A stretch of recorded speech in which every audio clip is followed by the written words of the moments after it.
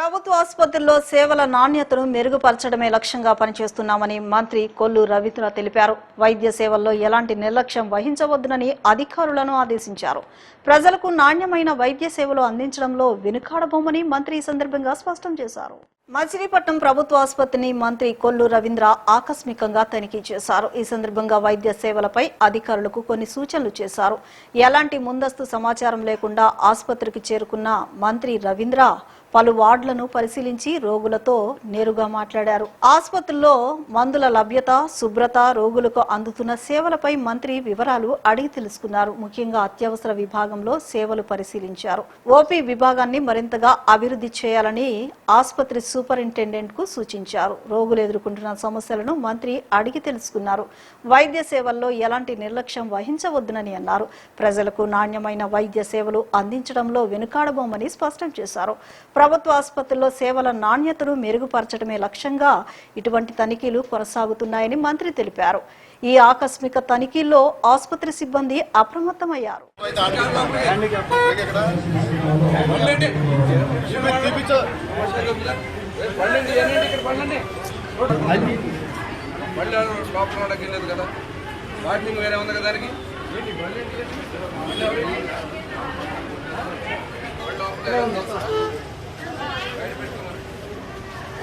అటలే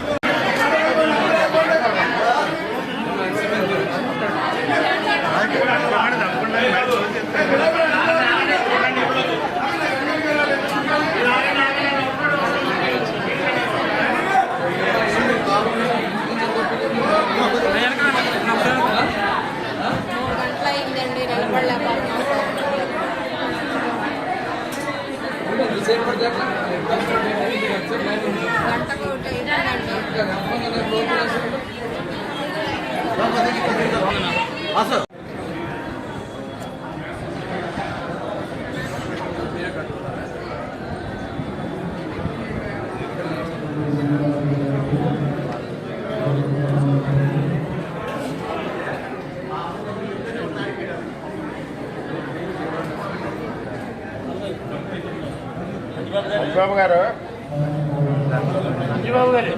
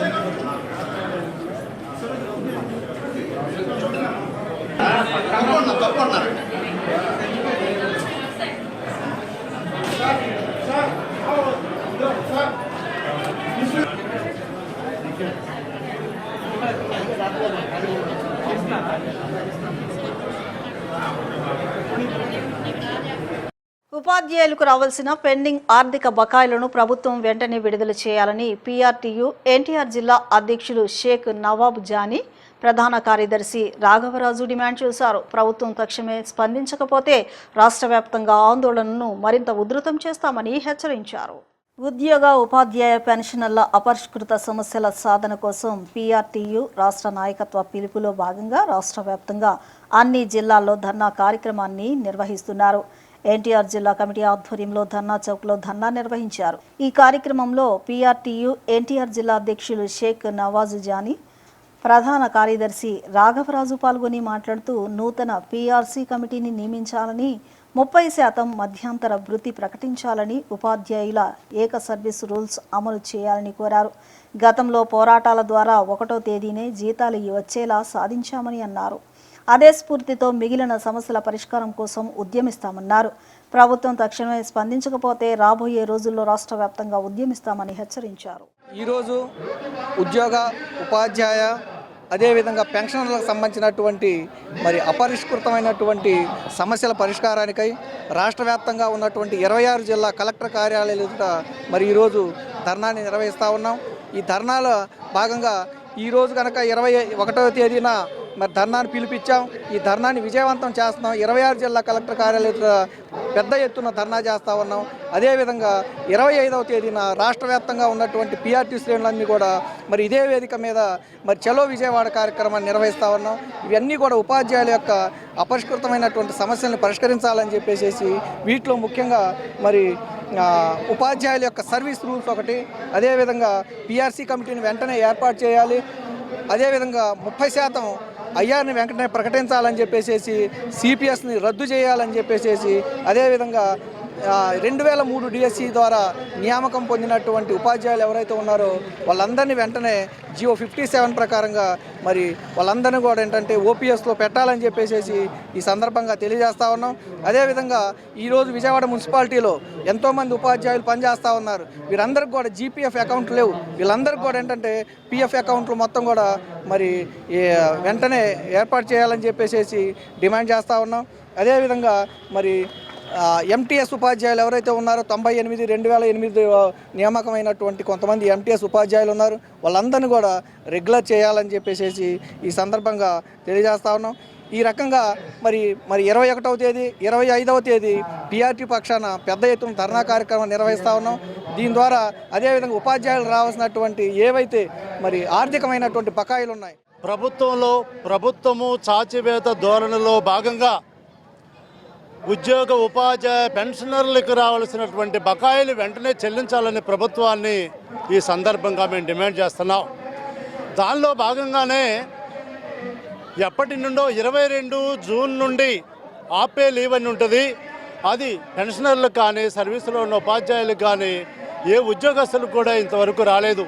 ఇన్ని సంవత్సరాలు పెండింగ్ ఎప్పట్లో మేము సర్వీసులో చూడలేదు. కాబట్టి ఆపే లీవ్ని వెంటనే చెల్లించాలని మేము డిమాండ్ చేస్తున్నాం.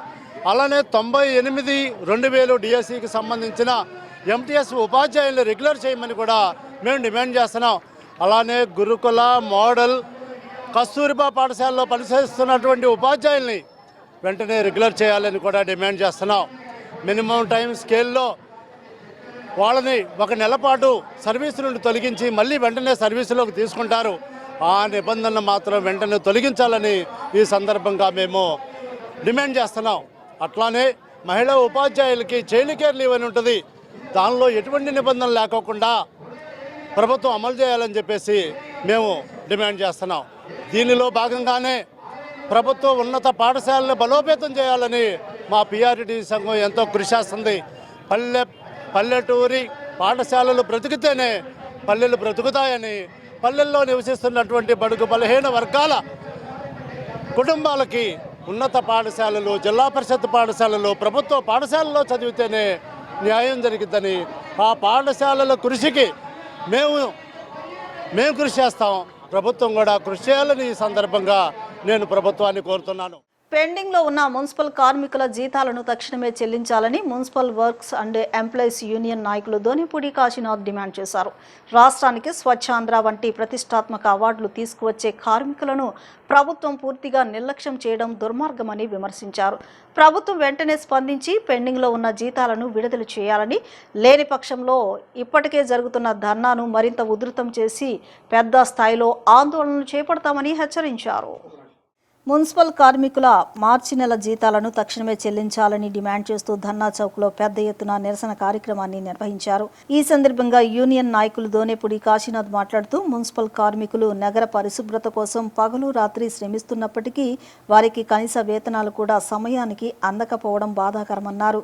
కార్మికుల శ్రమ వల్లే రాష్ట్రానికి గుర్తింపు వస్తోందని, అలాంటి కార్మికులను ప్రభుత్వం విస్మరించడం తగదన్నారు. కష్టపడి పనిచేసే కార్మికులకు సమయానికి జీతాలు చెల్లించకపోవడం అన్యాయమని, వారి కుటుంబాలు తీవ్ర ఇబ్బందులు ఎదుర్కొంటున్నారని ఆవేదన వ్యక్తం చేశారు. ఇప్పటికైనా ప్రభుత్వం తక్షణ చర్యలు తీసుకుని పెండింగ్ జీతాలను విడుదల చేయాలని, లేదంటే రాష్ట్ర వ్యాప్తంగా పెద్ద ఎత్తున ఆందోళన చేపడతామని, మేము సిద్ధంగా ఉన్నామని వారు స్పష్టం చేశారు. ఈరోజు జీతాలు ఇవ్వాలి అని చెప్పి అంటే 21వ తారీఖు వచ్చింది, ఇంతవరకు జీతాలు ఇవ్వకుండా కాలయాపన చేసేటువంటి దానికి ప్రభుత్వం ప్రయత్నం చేస్తుంది అని అంటే ఆకలితో అలమటించేటువంటి పరిస్థితి మున్సిపల్ కార్మికులకి తీసుకొచ్చేటట్టయితే రాబోయే కాలంలో పరిణామాలు తీవ్రంగా ఉంటాయని చెప్పి హెచ్చరించడానికే ఈరోజు పని బంద్. రాష్ట్రంలో మొత్తం కార్మికులందరూ కూడా వీధుల్లోకి వచ్చారు. విజయవాడ నగరంలో 20% మించి, అంటే అది పర్మనెంట్ కార్మికులు కలిపి 20% మించి ఈరోజు ఆప్కాస్ 100% ఈరోజు సమ్మెలో ఉన్నారు, అంటే పని బంద్లో ఉన్నారు. దీన్ని బట్టి అర్థం చేసుకోవాలి ప్రభుత్వం. అద్దెలు ఎలా కట్టాలి, కరెంటు బిల్లు ఎలా కట్టాలి, పిల్లల ఫీజులు ఎలా కట్టాలి, పరీక్ష ఫీజులు ఎలా కట్టాలి, ఇంట్లో ఏ విధంగా కూడు తినాలి అని చెప్పనేటువంటిది 3 పూట్ల కనీసం 2 పూట్లైనా పిల్లలకి అన్నం పెట్టుకోగలిగినటువంటి పరిస్థితి లేదు అని చెప్పనేటువంటిది అలమటించేటువంటి పరిస్థితుల్లో ఈరోజు రోడ్డు ఎక్కాల్సినటువంటి పరిస్థితి వచ్చింది. అందుకనే ఈరోజు పని బంద్ జరిగింది. నేను చెప్తా ఉన్నా చంద్రబాబు నాయుడు గారికి, నువ్వు రోడ్డు మీద వెళ్తా ఉంటే దట్టు పడతా ఉందంట, ఎలర్జీ వస్తూ ఉందంట, రోడ్లన్నీ నడిపిస్తూ ఉన్నావు, తాగే నీళ్ళని రోడ్డు మీద పారబోయిస్తూ ఉన్నావు ఇదే కార్మికుల చేత. కానీ కార్మికుడికి తాగేదానికి మాత్రం నీటి చుక్క దొరకడంలా. ఇదే చంద్రబాబు నాయుడు నీ పాలన తీరు. జీతాలు ఇవ్వవు, నీ తాగే నీళ్ళు ఇవ్వవు, తినడానికి తిండి ఇవ్వవు, ఇదా నువ్వు చేసే పని అని చెప్పనేటువంటి అడుగుతున్నాం. 21వ తారీఖు వస్తే జీతాలు ఇవ్వకుండా ఏం చేయదలుచుకున్నావని చెప్పనేటువంటి అడుగుతున్నాం. మున్సిపల్ మంత్రి పర్యటనలు చేస్తూ ఉన్నాడు, ఫారిన్ ట్రిప్పులు వేస్తూ ఉన్నాడు. ఈ రకమైనటువంటి పరిస్థితుల్లో నీ పాలన ఉంది. ఇది ఎంత మాత్రం కూడా మంచిది కాదని చెప్పదలిచాం. ఈరోజు ఇది ట్రయల్ మాత్రమే. సాయంత్రం లోపు రాష్ట్రంలో ఉన్న మున్సిపాలిటీల్లో, కార్పొరేషన్స్లో శాలరీలు అకౌంట్లో పడినయా లేదా చూస్తాం. అది కనుక పడకపోయినట్లయితే ఇదే పని బంద్ కంటిన్యూగా చేయదలుచుకున్నాం. కాసుకోమని చెప్పని ఈ సందర్భంగా చెప్పదలిచాం. నగరంలోని రెయిన్బో చిల్డ్రన్స్ హాస్పిటల్ పిల్లల వైద్యంలో మరో ముందడుగు వేస్తూ ప్రత్యేక పీడియాట్రిక్ సూపర్ స్పెషాలిటీ వింగ్ను ప్రారంభించింది. అత్యున్నత ప్రమాణాలతో కూడిన సమగ్ర వైద్య సేవలను ఒకే చోట అందించాలనే లక్ష్యంతో ఈ వింగ్ను అందుబాటులోకి తీసుకువచ్చారు. దీనివల్ల వివిధ రకాల సంక్లిష్ట ఆరోగ్య సమస్యలతో బాధపడే పిల్లలకు వేగవంతమైన వ్యాధి నిర్ధారణ మరియు మెరుగైన చికిత్స లభిస్తోందని unit head mister N Sivaramakrishna తెలిపారు. విజయవాడలో రెయిన్బో చిల్డ్రన్స్ ఆసుపత్రిలో ప్రత్యేక పీడియాట్రిక్ సూపర్ స్పెషాలిటీ వింగ్ను Mangalagiri AIIMS dean paediatric surgery విభాగం అధిపతి డాక్టర్ దీప్తి ప్రారంభించారు. ఈ సందర్భంగా ఆమె మాట్లాడుతూ క్లిష్టమైన కేసులను సమర్థవంతంగా నిర్వహించడానికి ఇటువంటి సమీకృత సూపర్ స్పెషాలిటీ వింగ్స్ ఎంతో అవసరమని, ఆధునిక పీడియాట్రిక్స్ కేర్ను ఒకే చోట అందించడం అభినందనీయమని పేర్కొన్నారు. ఈ నూతన విభాగంలో నిపుణులైన వైద్యులు అందుబాటులో ఉన్నారు. పీడియాట్రిక్స్ హెమటో ఆంకాలజీలో డాక్టర్ వీణ అక్కినేని క్యాన్సర్ మరియు బోన్ మారో సమస్యలకు చికిత్స అందిస్తారు. పీడియాట్రిక్స్ న్యూరాలజీలో డాక్టర్ శ్రీకాంత్ ఈఈజీ వంటి ఆధునిక పరీక్షల ద్వారా మెదడు సంబంధిత సమస్యలను పర్యవేక్షిస్తారు. పీడియాట్రిక్స్ నెఫ్రాలజీలో డాక్టర్ పూజ మూత్రపిండాల వ్యాధులు మరియు డయాలసిస్ సేవలు అందిస్తారు. అలాగే పీడియాట్రిక్స్ గ్యాస్ట్రో ఎంట్రాలజీ, హెపటాలజీలో డాక్టర్ వైభవ్ వెంకటేష్, పీడియాట్రిక్స్ సర్జరీలో డాక్టర్ శివసత్య ప్రసూన్ తమ సేవలు అందించనున్నారు. ఈ వింగ్ ప్రత్యేకతలో భాగంగా పిల్లల కోసం ప్రత్యేకమైన సిఆర్ఆర్టీ మెషిన్, అధునాతన ఒలింపియస్ ఎండోస్కోపిక్ యూనిట్ మరియు పిఐసియు నిపుణుల నిరంతర పర్యవేక్షణ ఉండనున్నాయి. Unit head mister N Sivaramakrishna మాట్లాడుతూ ఆంధ్రప్రదేశ్ రాష్ట్రంలోని అన్ని రకాల పీడియాట్రిక్ సూపర్ స్పెషాలిటీ సేవలను ఒకే గొడుగు కింద అందిస్తున్న మొట్టమొదటి ఆసుపత్రిగా రెయిన్బో నిలిచిందని గర్వంగా ప్రకటించారు. విజయవాడ ప్రజలకు అంతర్జాతీయ స్థాయి వైద్య సేవలను ఇంటి దగ్గరే చేర్చడమే తమ ప్రాధాన్యత అని ఆయన తెలిపారు. Clinical director doctor Ram Prasad మాట్లాడుతూ పిల్లల ఆరోగ్య సమస్యలపై త్వరితగతిన వైద్య నిర్ణయాలు తీసుకోవడానికి ఈ ఏకీకృత వ్యవస్థ ఎంతగానో తోడ్పడుతుందని వివరించారు. రెయిన్బో నెట్వర్క్ దేశవ్యాప్తంగా 9 నగరాల్లో 23 ఆసుపత్రులు మరియు 5 క్లినికల్లు ఉన్నాయని, శిశు మరియు మహిళా వైద్యంలో అగ్రగామిగా కొనసాగుతుందన్నారు. మన neurotology department, PIC department, they have done wonders in AP. Apart from 450 grams baby 24 weeks ఇక్కడ నుంచి రికవరీ చాలా బాగా రికవర్ అయింది. 80% బర్న్స్తో చైల్డ్ సర్వైవ్ బయటికి వెళ్ళారు. అట్లా చాలా ఎన్నో ఒక 700 grams 800 grams బేబీకి పేస్ మేకర్ పెట్టాం. ఇవన్నీ కూడా రెయిన్బో చిల్డ్రన్స్ హాస్పిటల్ ఇప్పుడు చేసిన ఎన్నో అద్భుతాల్లో ఒకటి విజయవాడలో. సో ఈరోజు ఈ pediatric sub specialty wing we have pediatrics అనగానే అందరూ జనరల్ పీడియాట్రిక్స్ చూడరు. పీడియాట్రిక్స్ అనగానే వాళ్ళకి న్యూరాలజీ ప్రాబ్లమ్స్, అడల్ట్స్కి ఎట్లా ఉంటాయి అట్లా న్యూరాలజీ ప్రాబ్లమ్స్, లివర్ ప్రాబ్లమ్స్ కానీ బ్లడ్ క్యాన్సర్ ప్రాబ్లమ్స్ కానీ కిడ్నీ ప్రాబ్లమ్స్ ఇట్లా అన్నీ ఉంటాయి. So all babies require baby doctors, పిల్లల డాక్టర్ అవసరం. అట్లనే అందుకనే పీడియాట్రిక్ పిల్లలకి ఫిట్స్ రాగానే అడల్ట్స్ న్యూరాలజిస్ట్ కాకుండా ఇప్పుడు మనకి పీడియాట్రిక్ న్యూరాలజిస్ట్ డాక్టర్ శ్రీకాంత్ అని is available, brings a vast experience with him, is a very well renowned neurologist in Vijayawada now, pediatric neurologist. అట్లనే డాక్టర్ వైభవ్ గారు, is a liver and GIT specialist, pediatric gastroenterologist అంటాం.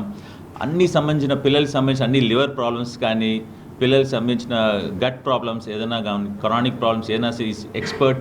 Is trained అబ్రాడ్లో కూడా, is specialist in liver transplant program also. So we have very bright pediatric gastroenterologist in our team, and we have Dr. Veena, very senior pediatric hemato-oncologist.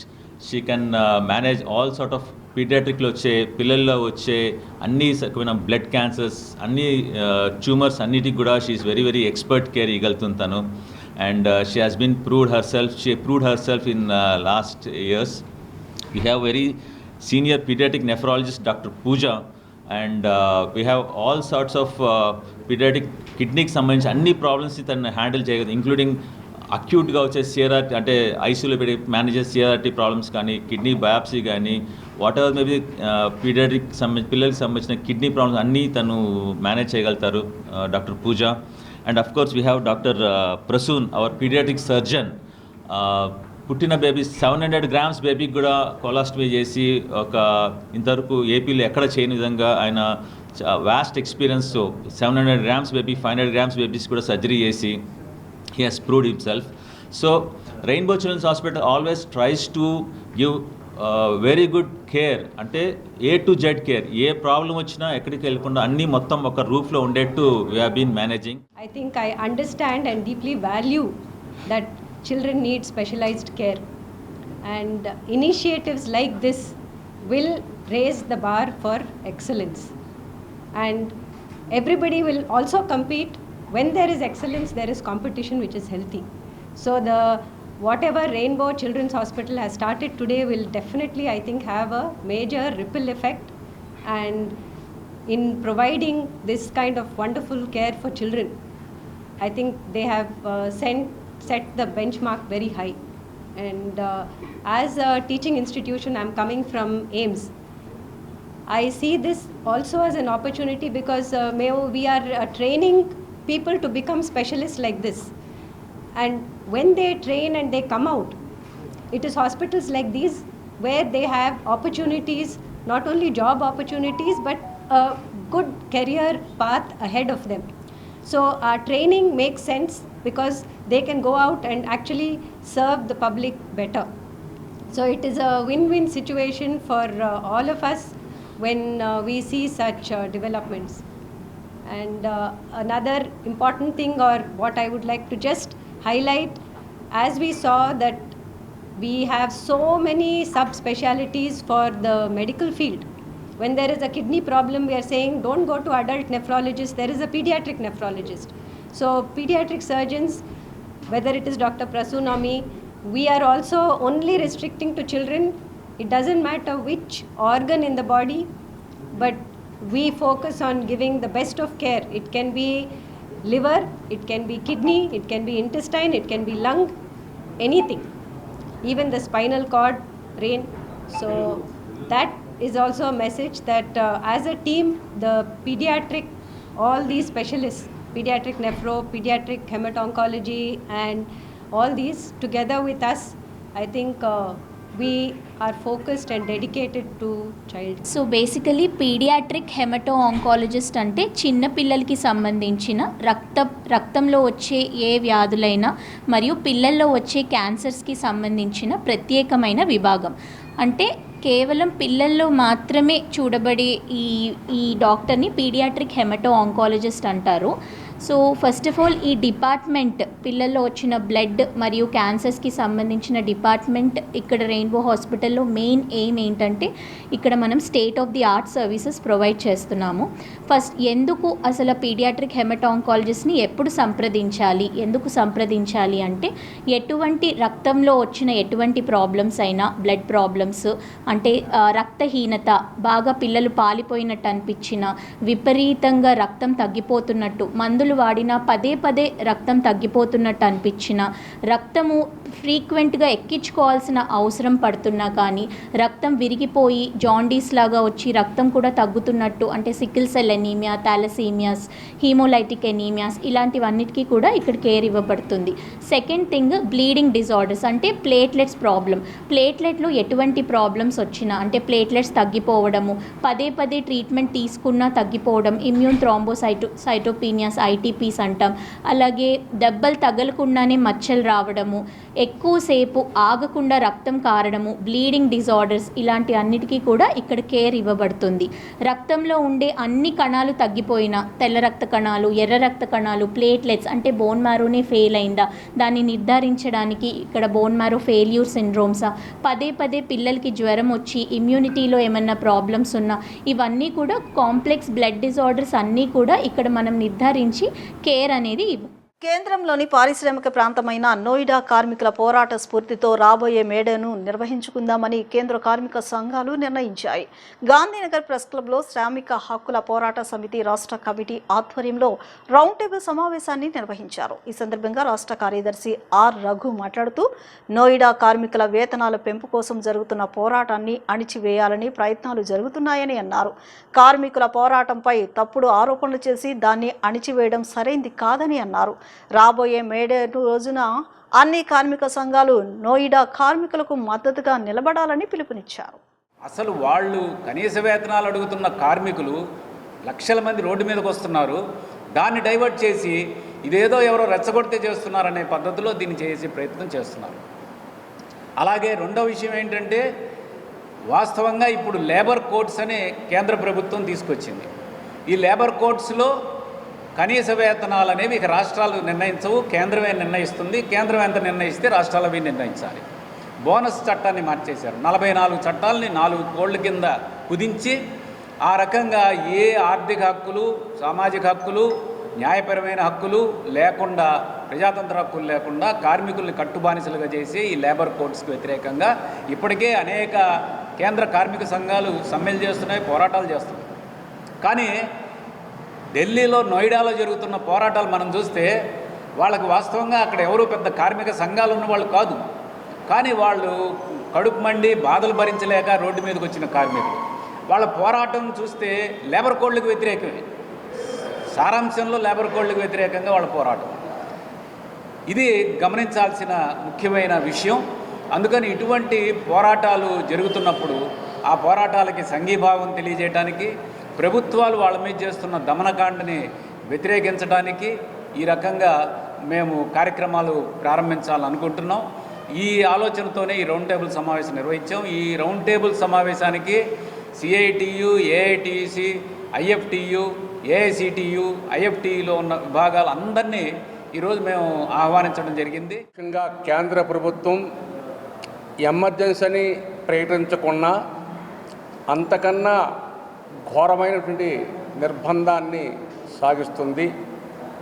మరి ఈ రోజున ఉత్తరప్రదేశ్ కార్మికులు జరిపిన పోరాటం చూస్తే అంతకుముందు మేడే చరిత్ర కన్నా ముందు కార్మిక వర్గం ఎంత కష్టాలున్నారో ఇప్పుడు అదే వాళ్ళ పరిస్థితి ఉన్నారు. ఆ కష్టాల నుంచి అనుభవించి వాళ్ళ జీతం కోసం జీవితం కోసం జరిపిన పోరాటం తప్ప ఎవరు రెచ్చగొట్టే పోరాటం కాదు.